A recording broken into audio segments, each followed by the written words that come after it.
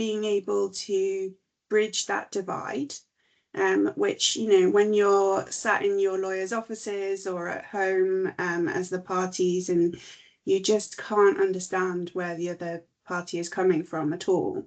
And you're very confident in your position because you've been discussing it from your perspective and with your lawyers, who are kind of telling you all of the points that you want to make in order to succeed. You get very kind of entrenched in that view.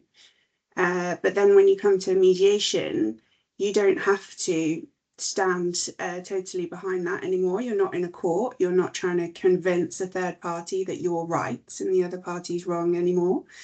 So you've got this real opportunity to explore what's happening, what the underlying interests are, and actually take some time out from seeing things from your perspective and be able to see things from the other party's perspective instead.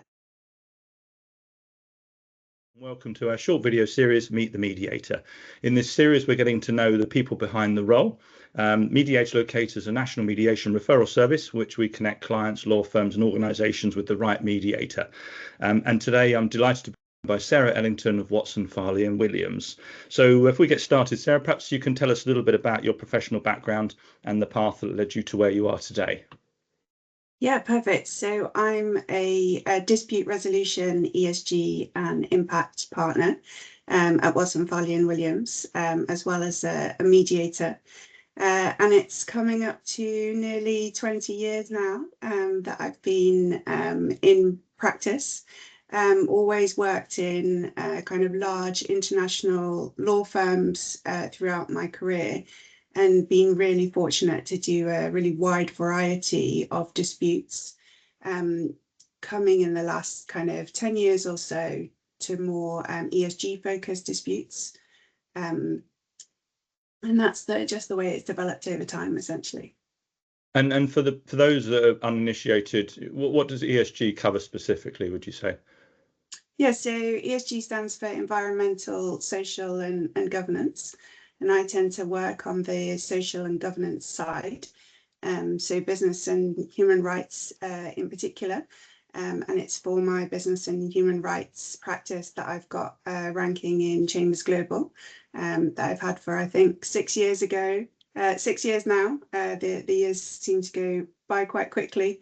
And a lot of that is essentially around allegations that businesses haven't complied with their duties, either under promises that they've made in public statements or under OECD guidelines, UN guiding principles on business and human rights, what are called voluntary or soft law overarching standards. Okay. A lot of that comes up in kind of land-based disputes, but it's really around essentially how a business decides to approach that kind of social risk within the governance structures of its company. Okay, great. And how did you get into mediation?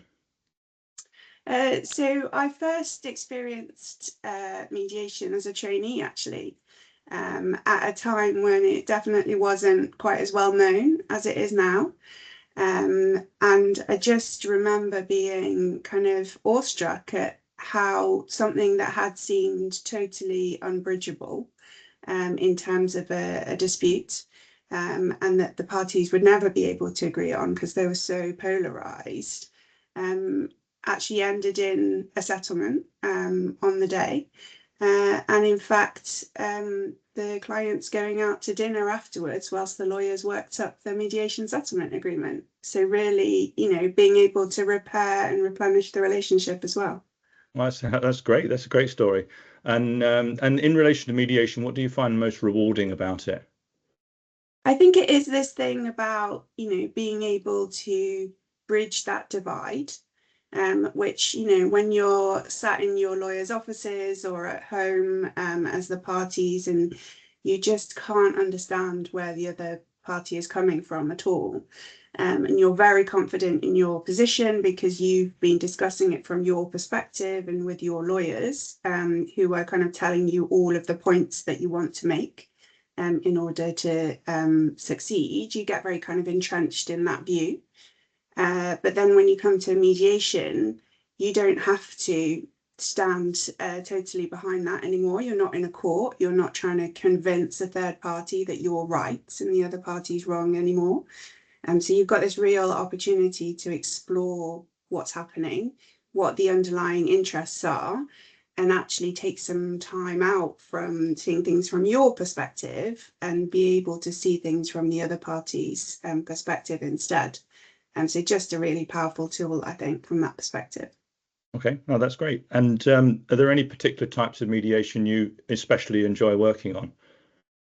I mean, I've found that this question's a bit like asking, do you have a favorite child? Because ultimately, because the powerful thing about mediation is this ability to reach a compromise and see the other party's view and, get back on track with a relationship that must have been good at some point, because otherwise, you wouldn't have been close enough to get into this dispute to start with. So, I mean, look, in terms of my career as a solicitor and a partner in a law firm, I've been very heavily involved in things like fraud and asset tracing work, IT and outsourcing work, contractual terminations, professional negligence. And as a party representative, I enjoy the technicality of all of those things, as well as the ESG work that now makes up the bulk of my private practice. So is there a favourite one? I think my favourite one is the one where the parties get the most out of it, actually. Sometimes we say that a great deal is a deal where no party is happy. But actually sometimes you manage to make all the parties happy. So I think those are probably my favourite ones. And in terms of the biggest benefit of mediation, you've alluded to the sort of transformative effect of it and the peace dividend. Do you see that any particular thing stands out as the biggest benefit? I mean, there's just so many things, aren't there? But I think it's almost this kind of relationship thing and being able to get to a place where the courts can't get. So, I've had mediations previously where there was an issue because ultimately, the parties had contracted to buy some goods, which neither party really wanted anymore, but had already been manufactured. So they had to go somewhere. And, was it that you were going to have to take them apart and recycle them and, spend a lot of energy in terms of, thinking about the sustainability of business and doing this, or were you going to be able to come up with a position whereby they could flow as they were supposed to be, albeit on, a different timescale? And we know that, if these types of matters go to court, the only thing the court can do is say, oh, well, this is the amount of damages in play. Yeah.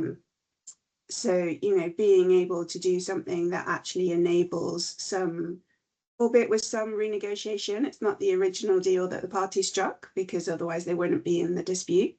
But enabling things to carry on in a way that's more profitable for everyone, I think, is that strength that, the court decision can never provide. Yeah, so incredible flexibility. Yeah. And finally, if you're happy to, maybe a quick comment about your experience of Mediator Locator. Yeah, well, I mean, what a great initiative. I think that I would say this as a solicitor myself, but solicitors are relatively underrepresented in terms of the mediators that we see for disputes. And yet they are the ones that are doing more party representation. And therefore, I think as a solicitor, you understand more about what the solicitors in the room with the parties are thinking. About how they might be able to kind of coach and help their clients, and really having this network of people that are great mediators, have those other skills as well, and are based wherever in the country that you need them, is, I wonder why no one did it before. No, that's great. Thank you very much. That's really good. And that brings us to the end of this session. So thanks everybody for watching Meet the Mediators. If you'd like to learn more about mediation or instruct Sarah to assist you in a mediation, please get in touch with us at mediatorlocator.com. That's it. Until next time, thank you very much and goodbye. Thank you.